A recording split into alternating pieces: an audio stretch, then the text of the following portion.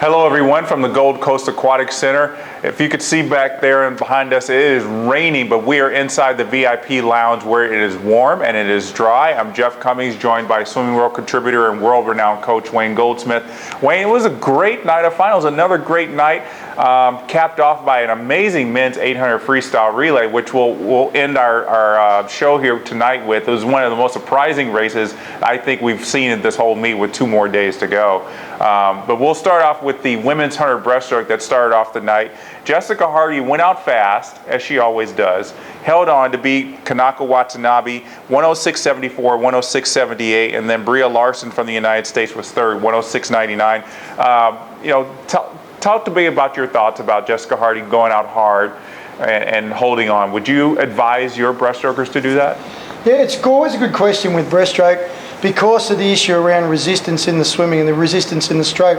But I think it was the right decision to make tonight, because it sent a message that in these conditions, and we've talked a lot about the conditions in the rain, it sent a message that I'm here to race and you're going to have to catch me. And I think that was the right way of going about it. She was really strong. She hung on. There was a fast finishing Japanese swimmer right behind her, but she really, I think that early power, that early drive that she showed to take out and lead made the other girls think, hang on, what have we got here? Right. How are we going to track her down? How are we going to chase her? I think it was a great swim. And probably threw them a little bit off their mental game. Yeah, I really think so. Particularly with people asking questions about themselves and how tough they might be right now in these conditions. Well, yeah, and we got to tell you, it rained constantly throughout the finals. There was nobody who got a break at all. And even the people on the medal stand, especially at the end where it started raining harder, they were getting drenched. This is just the conditions we have to deal with, and everybody was saying that it's a level playing field. Everybody had to deal with it.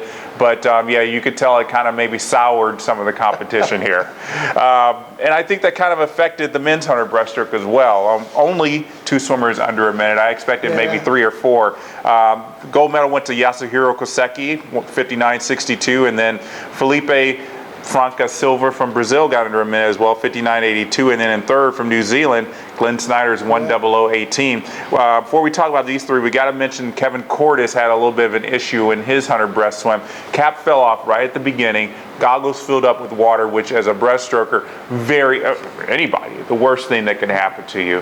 And then at the turn, he took them off. And I think probably the motion of taking them off either on his arms or his legs kind of caused him to get the DQ. It didn't really matter.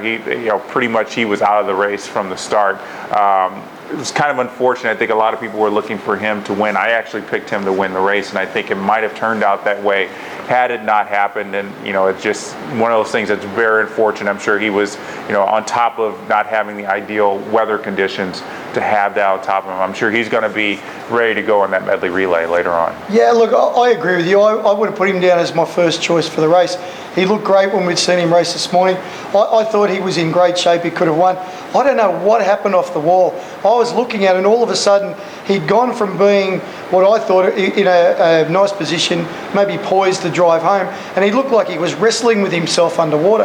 And all of a sudden the goggles came off, the cap was gone, and he's got his head down trying to race, but it was all over. And then of course we got the DQ notice. Yeah, but you got to give it to Yasuhiro Koseki. He was right in the lane next to him. He's probably thinking, where is Kevin? And, I thought he was going to be in the race. It's interesting though. I mean, we say 59.62.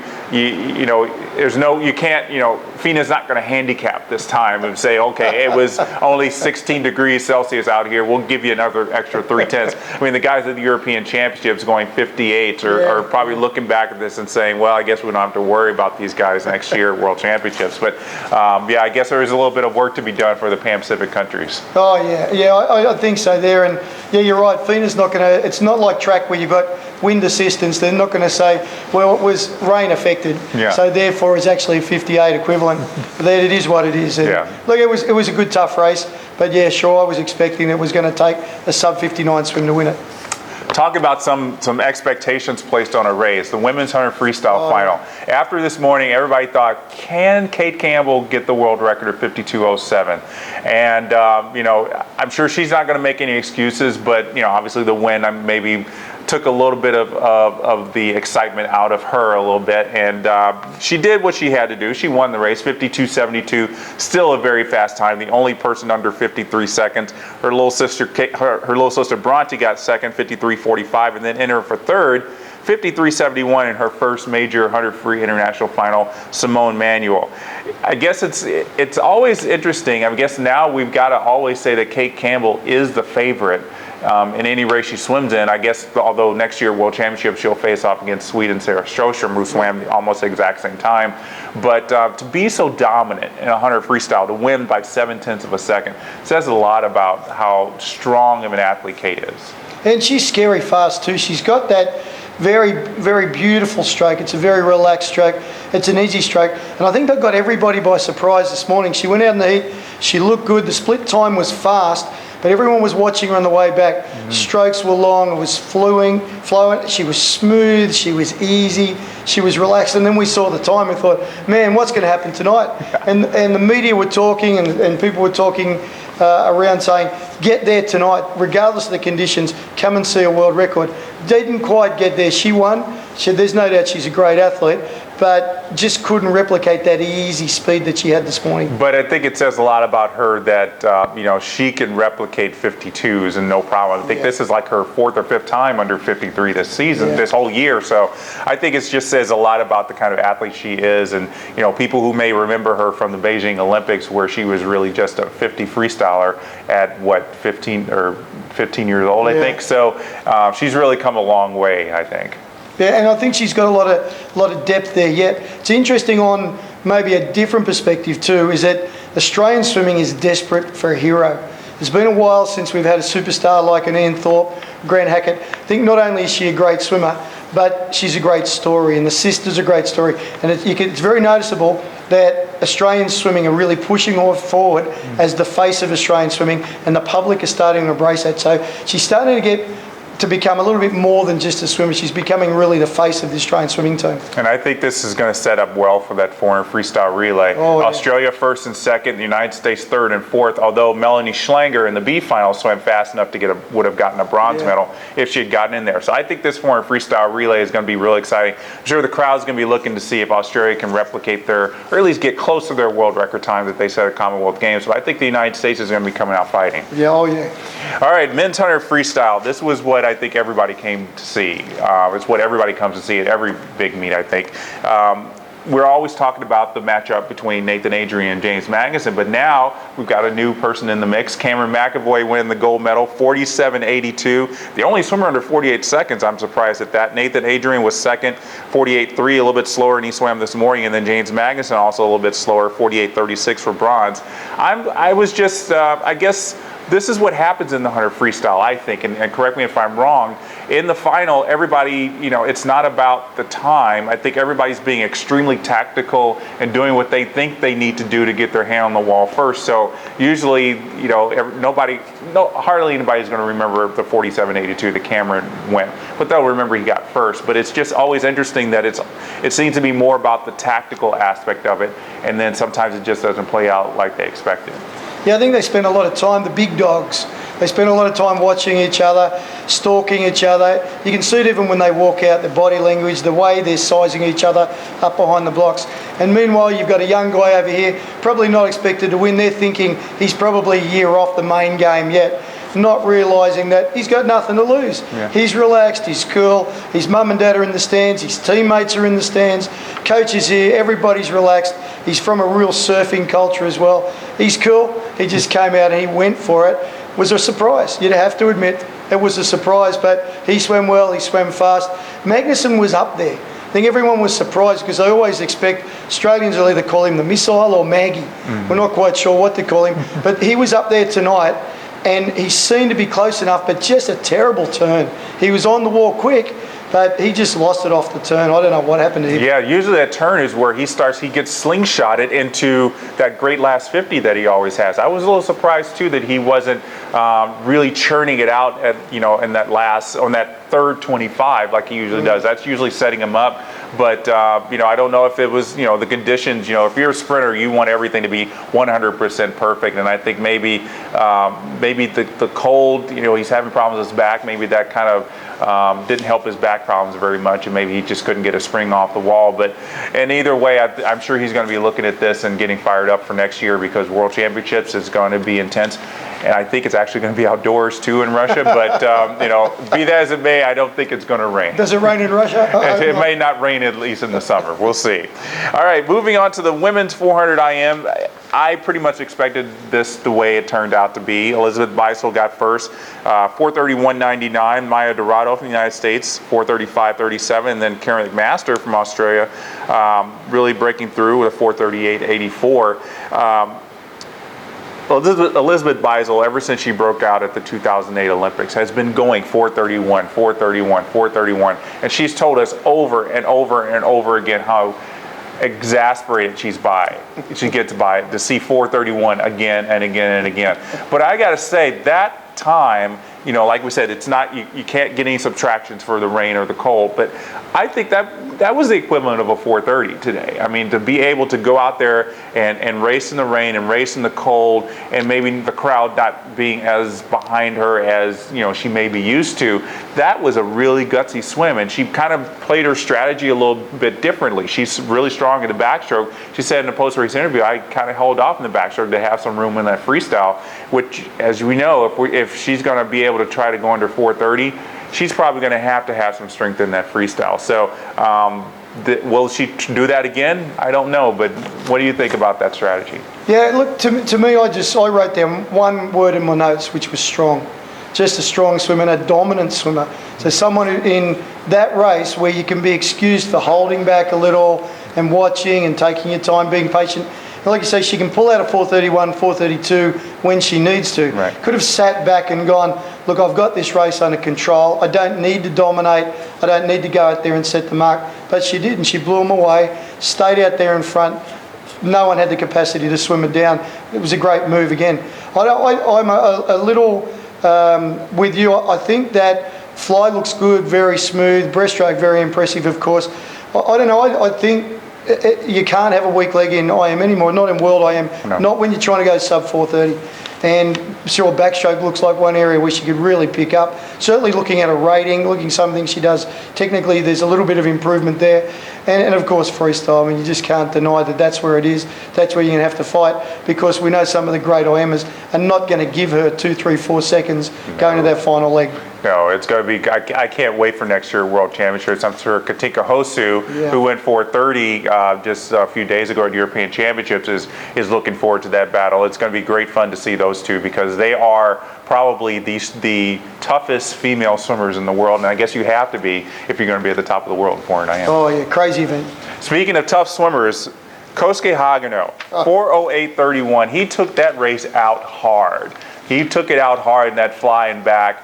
Held on the breaststroke, and you could see everybody reeling him in on the freestyle. I don't know if that's the way, if I were a 400 IMer, that's the way I would swim it. I think I'd want to swim it like Elizabeth Beisel, that has some strength left, but very gutsy move by him. And he kind of did that last year at the World Championships, didn't pay off very well. He got in there this time, 4:08.31 for the Pan Pac title. Tyler Clary, who was second at this event 4 years ago at Pan Pac, gets another silver, but a great time, 4:09.03. And then Chase Kaler's also running people down on the back end, 4:09.62. I got to say, Hagano is one of the most impressive swimmers I have seen these past 2 years. He's really coming into his own quite quickly. I mean, he's been around a while. He started out very young on the Japanese team, but he's kind of becoming the Michael Phelps, Ryan Lochte of the Japan team. He swims multiple events, and I guess you have to be good in multiple strokes in order to be a good 400 IMer. What were your thoughts about how he swam his 400 IM today? Yeah, very impressive butterflies, as all the Japanese butterflies have been looking at them, and I was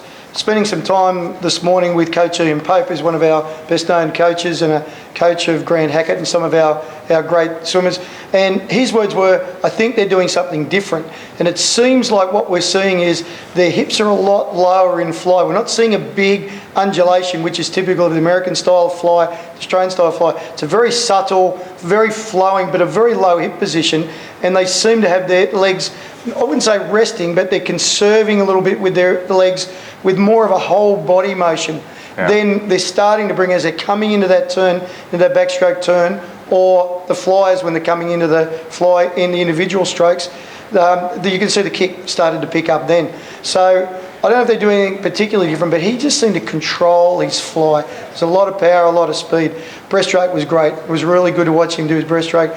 Very powerful, very strong. Yeah, I like the way he races. I think it was very, very smart. Yeah, and I always think it's weird that he dies so hard on the freestyle because he's a great 400 freestyler. Yeah. He got silver in World Championships last year in the 400 free, and this is a guy who can't hold on at the end of a 400 IM. But the 400 IM is much harder than a 400 freestyle. Oh. You can't equate the last 100 of a 400 free to the last 100 of a 400 IM. No, and he looked strong. He looked tough, but yeah, there is a very intelligent way that the Japanese are swimming butterfly. I don't know where it comes from, but maybe that subtle change has allowed him just to hang on and keep the US guys at bay. Yeah, and it'll be interesting to see how he goes next year. Oh, yeah. I'm sure he's looking out for revenge. All right, the women's 4x200 freestyle relay. As expected, it was a battle between the United States and Australia. The United States got the win, 7:46.40, and then Australia was second, 7:47.47. Canada doing well, got a bronze medal, 7:58.03. United States never really had the lead until the 700-meter mark. Were you surprised that the Australians were ahead going into the final leg, Katie Ledecky against Melanie Schlanger? I was surprised that we were in that position. I thought that it had all come down maybe to Franklin. I thought, but when you look at both relays, I thought it's going to come to where Franklin and Lochte are. If they're in form and they're hot and they're really in shape, that could be the difference in the two relays. And I thought she might have been a little bit more dominant, but you know, hey, she's got a tough meet. She's sore back, all those things you had to do it. It was great to see Ledecky in the water again. Mm-hmm. And when she came up against Mel Schlanger is a local girl. She's tough. She's fast, as it was seen in hundreds. She's very good in the 100 relay. She had a great performance in the individual event, but just not strong enough to hold off Ledecky, who was just so powerful and so strong again. And you would say already, only 2 days in the meet, if you had to vote for a swimmer of the meet, she's going to be pushing very, very hard. She's definitely got it already, yeah. Just wanted to note the splits for the United States, 157.89 for Shannon Vreeland, 156.12 for Missy Franklin, 158.03 for Leah Smith, and then 154.36 for Katie Ledecky. So 154.36 for Katie, just absolutely phenomenal. I just cannot believe it. Well, let's move on to the final event of the night, and it was the men's 4x200 freestyle relay. This did not turn out the way I thought. I don't think anybody expected this. Everybody kept saying it's going to be the United States versus Australia. What happened? It's the United States versus Japan. And Japan really took this race out hard, leading off with Kosuke Hagano coming off the 400 IM. Very impressive swim for him, 146.1. And they just kept on fighting against people like Michael Phelps and Ryan Lochte. It just blew my mind because they, coming into the meet, I don't think anybody thought they'd even get under 7:10, and here they are, 7:05.30, just 13/100ths of a second behind the United States, and then Australia was well back, 3 seconds back at 7:08.